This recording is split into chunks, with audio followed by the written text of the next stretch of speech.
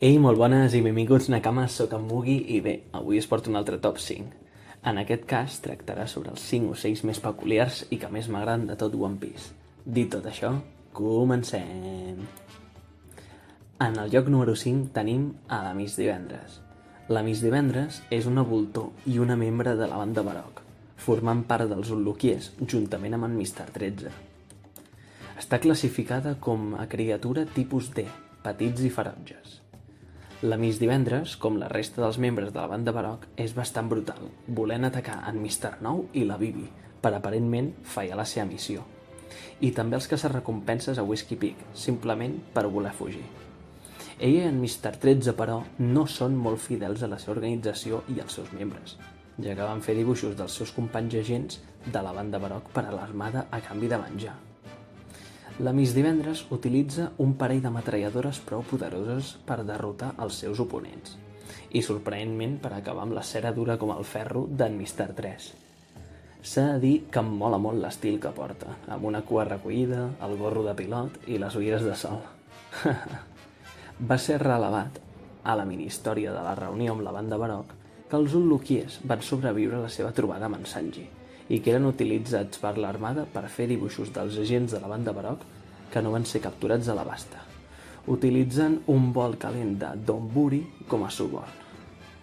No se sap què va ser d'ells després, o sigui que suposem que actualment segueixen vivint en la mateixa situació, ja que sembla ser el més obvi. I per acabar, comentar que el seu aniversari està confirmat oficialment, que és el 21 de gener. Així que ja sabeu quan felicitar-la. Dit tot això, passem al lloc número 4. En Chuchun.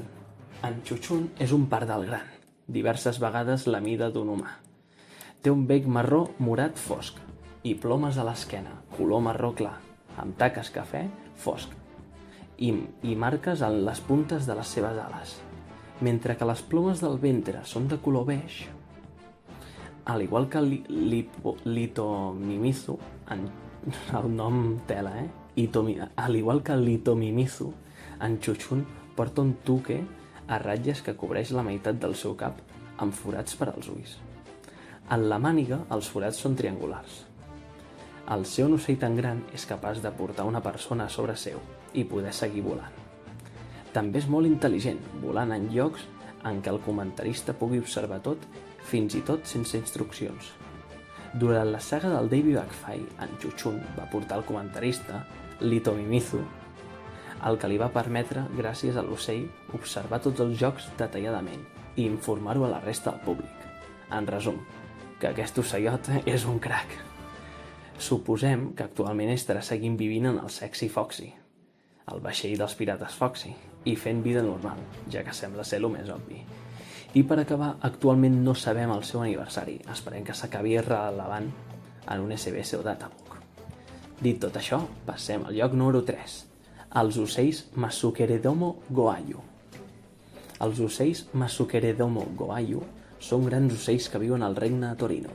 Posseeixen plomes de color cian al cap i pèl blanc al llom i l'estómac. El seu bec és de color vermell amb ornaments grocs i els ulls rosats. Les seves ales i pit són de color cafè, verd i blau. Aquestes aus van trobar en Chopper quan va arribar a l'illa volant per en Bartholomew Kuma i van començar a jugar amb ell, qui no es podia moure donant-li voltes. Aquestes aus no deixen que els humans pugin a l'arbre gegant, ja que la majoria que han anat volen els ous i els seus tresors guardats. A causa d'això, els habitants del regne, els que només volen plantes de l'arbre, les aus igual pensen que volen els seus tresors, i per això han estat en guerra i atacant-se. Vamos, un cachondeo padre. Per sort, gràcies Chopper, van fer les paus amb els humans i ara hi conviuen plegats. Sabem que actualment estan al regne de Torino convivint i fent vida normal amb els humans de l'illa. I per acabar, comentar que el seu aniversari està confirmat oficialment, que és el 8 de desembre, així que ja sabeu quan felicitar-los. Dit tot això, passem al lloc número 2, els ocells de neu. Els ocells de neu són uns ocells naturals de Drum, que normalment es troben al palau d'aquesta illa, on fan nius a les cantonades de les portes i dins el canó de 7 trets de la corona reial de Drum. Ja veus tu quin nom més complet. En Ruffy i en Sanji quasi els maten al voler tancar la porta principal del castell, ja que entrava molt de fred. Per sort, en Chopper els va aturar a temps i llavors se'n van adonar. També en Guapo el va intentar matar els qui vivien en el canó, però en Ruffy el va aturar. En resum, que aquests ocells tenen una flor al cul, ja que sempre estan a punt de morir i l'univers els salva. Suposem que actualment estaran a Drum fent vida normal i seguint vivint en els mateixos nius, ja que sembla ser el més obvi. I per acabar, actualment tampoc no sabem el seu aniversari. Esperem que s'acabi relevant en un SBS o databook. Dit tot això, finalment passem al lloc número 1, en Pinky. En Pinky és un ocell gegant que està classificat com un animal de tipus C, salvatge i gran. A més, és sobreanomenat ocell monstruós. És un au de grans dimensions, de color rosat, amb un bec descolorit lleument encorbat cap avall. Posseeix detalls blaus en el seu plomatge, en les vores de les seves ales, cap i cua. Poc es pot apreciar de la seva personalitat, però s'aconsegueix distingir que és un au intel·ligent, ja que es defensa d'en Ruffy i el deixa caure abans de ser colpejat per la bala d'un canó. Com a curiositat, afegir que es mou... Com a curiositat... es mou. És una curiositat molt sorprenent. Com a curiositat, afegir que és el meu ocell preferit de tot One Piece i el primer ocell en aparèixer en la sèrie. Suposem que actualment estarà volant pel voltant d'Orange Town o per algun lloc de l'East Blue. Mentre sigui feliç, a mi ja em deixa tranquil. I per acabar, comentar que el seu aniversari està confirmat oficialment que és el 29 de setembre, així que ja sabeu quan felicitar-lo. Dit tot això, ja estaríem per avui.